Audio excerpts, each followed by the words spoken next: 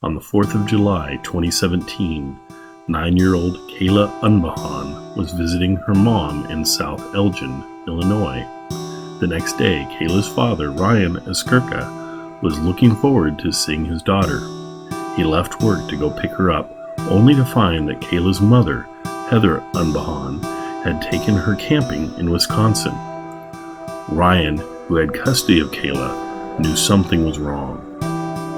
He called the police. Kayla and Heather have never been seen again.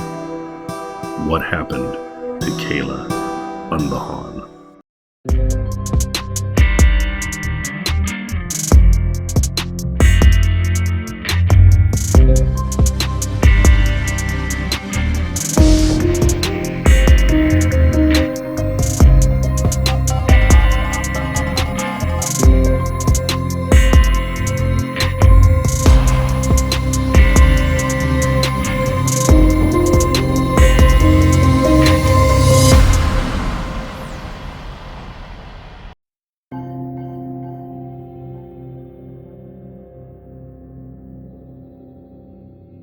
Kayla Unbehaun was born on January 5, 2008. At the time of her disappearance, she was 4 foot 4 inches tall and weighed 60 pounds. She has blue eyes and dark blonde hair. Kayla would now be 12. Kayla's mother, Heather Unbehaun, was 35 at the time they disappeared. Heather is 5 foot 3 inches tall and weighs 135 pounds. She has green eyes and sandy blonde hair. Ryan Iskerka and Kayla's mother, Heather, had dated for 5 years before Kayla was born in early 2008. Afterward, Heather broke off the relationship and they went their separate ways. Heather seemed to have no interest in including Ryan in little Kayla's life. Ryan, for his part, knew next to nothing about his parental rights, and so assumed that Heather had the final word on any and all visitation. And also, being a new parent, I didn't know what parents' rights were really to see their children. So, a couple years went by before I even tried to do anything about getting parental rights. It didn't really occur to me. I just thought whatever Heather was giving me, just whatever opportunity I was happy to have. Then I met my current wife and she was going through a divorce. So she knew about what parental rights were. And she said, you should really be seeing your daughter more. She's like, you want to, right? And I'm like, yeah. So why don't you come up with some kind of rules and make it official in court? So that's what I wanted to do. Armed with this newfound insight, Ryan worked out a bi-weekly visitation schedule directly with Heather. They had yet to go to court to work out the formal visitation, yet everyone seemed to agree on the terms, and the relations were amicable. Ryan and his fiancée decided to marry, and Kayla even attended their ceremony. But this event seemed to precipitate a change in Heather's attitude toward Ryan and their visitation agreement, because soon after, and without notice, Heather took Kayla and moved to Georgia. Heather had given Ryan no warning, and he only discovered that the move had happened during a phone conversation with his daughter when Kayla told him that she was no longer in the state. I worked that out with Heather to see Kayla more, and Heather was letting Kayla come over to our house, and I would see her all day, twice a week. That was great, but then what happened is we didn't have anything legally, there was nothing legally binding for me to have parental rights. So what happened is one day she just told me she was going to move to Georgia. Initially, Ryan wasn't too concerned. Speaking with Heather, he negotiated to see Kayla for longer periods over the summer and during school breaks.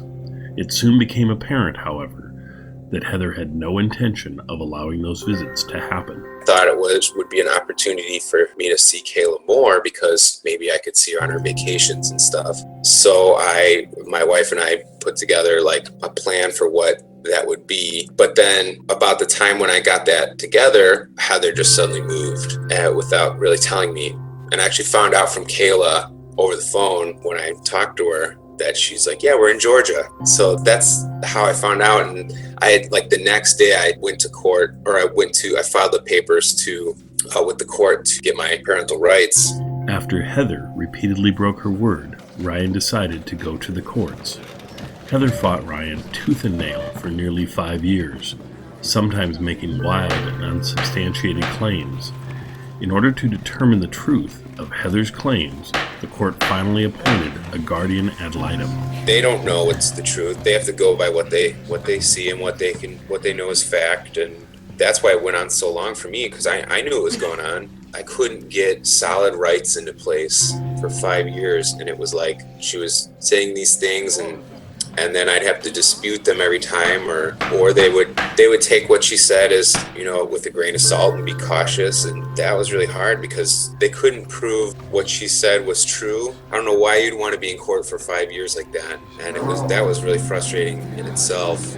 In addition to her complaints against Ryan and his family, Heather also insisted that Kayla suffered from various allergies and a disease known as PANDAS, a rare autoimmune disorder. For this reason, she maintained Kayla had to stay with her because she didn't trust Ryan with their daughter's care.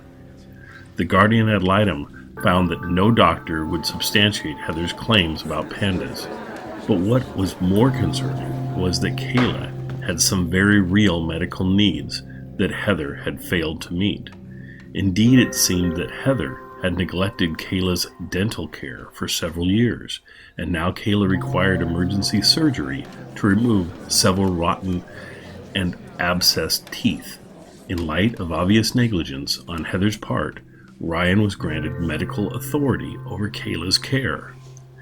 And when it became clear that Heather had no intention of honoring this judgment, the courts ordered Heather and Kayla to move back to Illinois, which, after a great deal of struggle, Heather eventually did. After Heather returned to Illinois, Ryan was once again granted bi-weekly visitation rights with Kayla.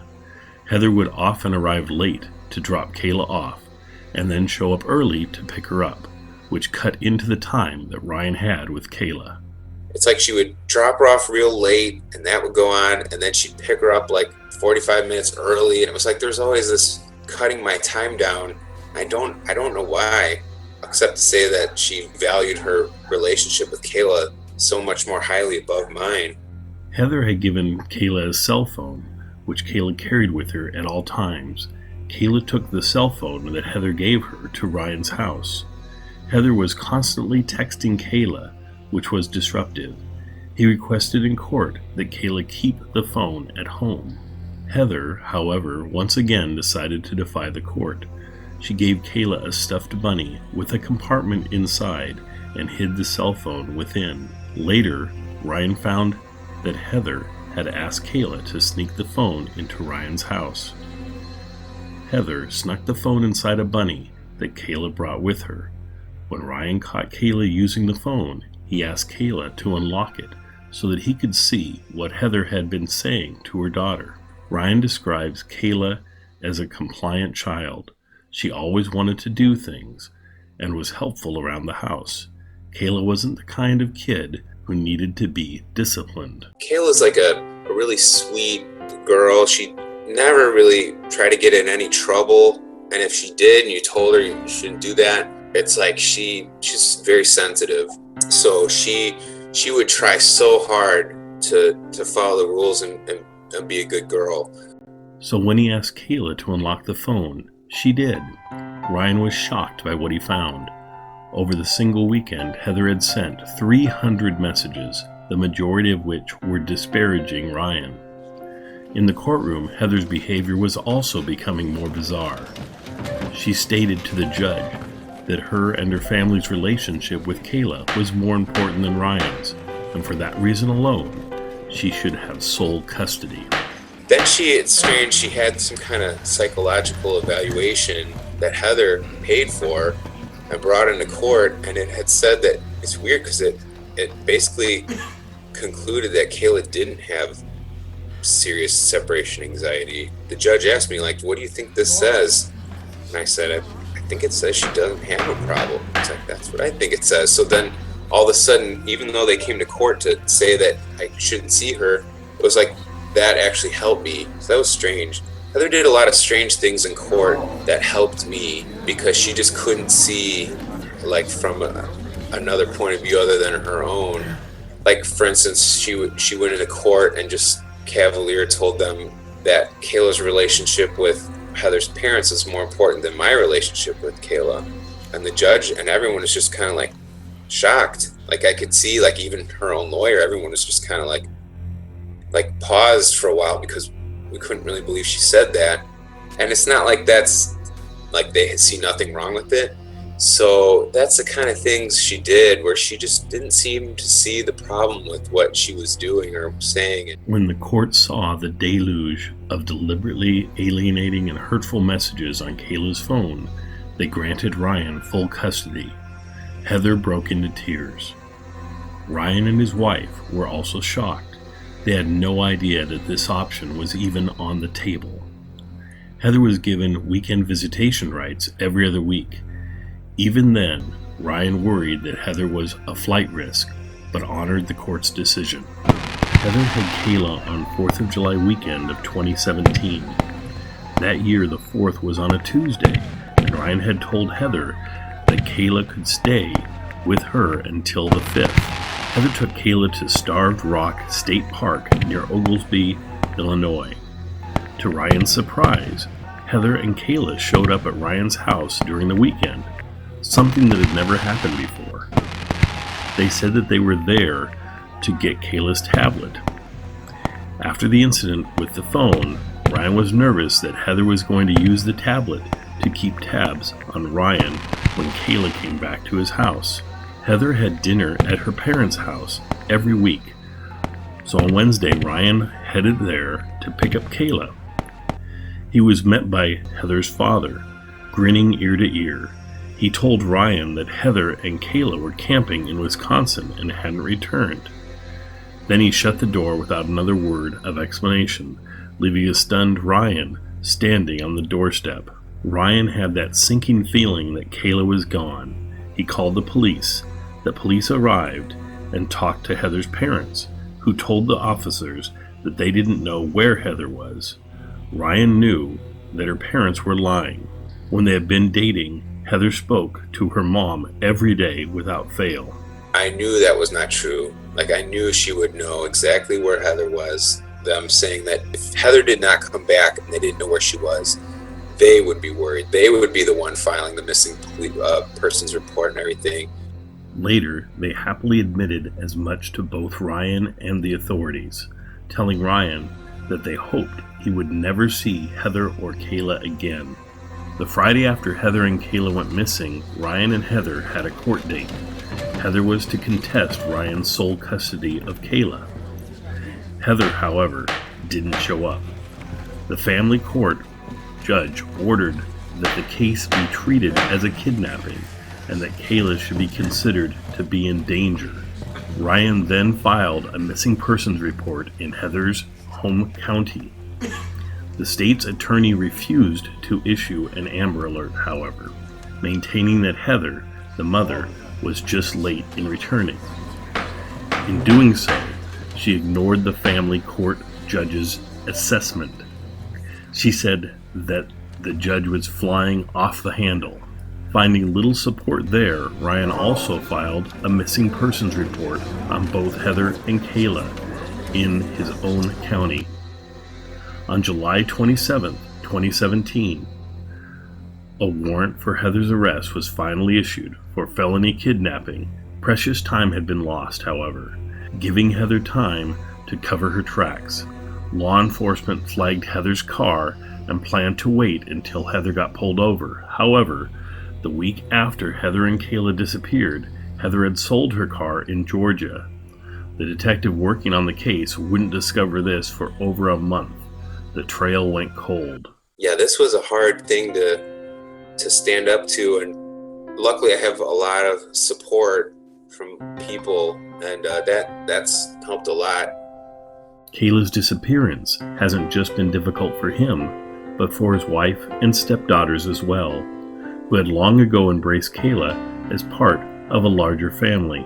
So I think it's really hard for my stepchildren as well, because they see me as this caring father figure, and I love them, and it's probably really hard for them to understand why somebody would do that to me, why Kayla would be taken from me and them. There's all these other people around me who it's also hurt so badly, and it's hard for some of them in their own ways. So it's not just about what's hurt me and Kayla, there's all these other people involved.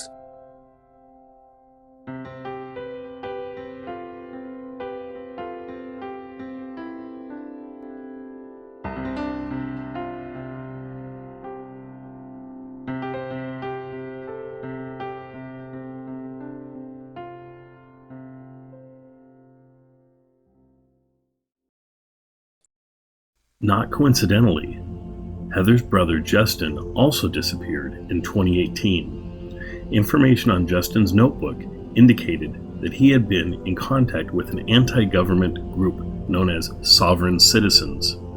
Sovereign Citizens live in the United States, but they believe they are separate from local, state, and federal governments, and as such are not obligated to follow laws. They are also experts in living off the grid. Ryan believes that Sovereign Citizens might be sheltering Heather, or that Heather and Justin learned how to live off the grid from them. The only confirmed sightings of Heather was when she sold the car in Georgia. There have been several unconfirmed sightings over the last 3 years, but authorities still don't know where Heather and Kayla are. While Ryan doesn't believe that Heather would hurt Kayla, he also never believed that Heather would fabricate illnesses, abduct Kayla, or willingly disappear off the face of the earth. His daughter and her mother are most likely on the run, and Ryan wonders if Kayla is in school. Heather may fear that Kayla will be identified and has her secluded and isolated. Even under the best case scenario, this is a terrible way for Kayla to grow up. There's something about not knowing what had happened. There's that. There's some extra pain in that, because the whole thing with me is, and Kayla is, we assume that they're okay. That we assume that Heather wants to take good care of Kayla because that's what she had been doing. I mean, throughout this, the one thing at least she did was make sure Kayla was relatively healthy and taken care of. But it's like we don't really know. There's always the chance that something bad did happen from the beginning, because we just don't know anything. Ryan says there are 3 things that a parent who kidnaps a child will say. These are the 3 Ds. They tell the child that the parent they no longer see are dangerous, disinterested, or dead. That's the excuses they'll tell the child why you don't see your father. Well, he's just not interested. He doesn't want to see you. Or he's a dangerous person, and that's why we escaped. Or he died, so we don't need to deal with him or his family anymore. I think she tries really hard to please, and that's probably the situation with Heather. I think she's probably is, whatever Heather told her, she probably is saying, well, that's my mom, and I believe her. I get this feeling, like in my gut, that Kayla's with her mom, and she probably is, strangely okay with all this, because she just trusts her mom 100% and believes this was the right thing for whatever the excuses she gave her. So I think she probably, does have those fond memories, but she also thinks that somehow it was bad. On January 18th, 2020, the National Center for Missing and Exploited Children released an age-enhanced photo of what Kayla might look like now at the age of 12. We attached a link in this description section below. Even after all of this, Ryan would still want Heather to have a relationship with Kayla if they are found. He just wants to see his daughter again. He wants to forgive Heather. If you have seen Heather or Kayla Unbehaun, contact the South Elgin Police Department at 847-741-2151. Please like, share, and subscribe to this channel. And if you or anyone you know has a loved one that is missing, let us know in the link beneath this video so that we can help get the word out. Thank you.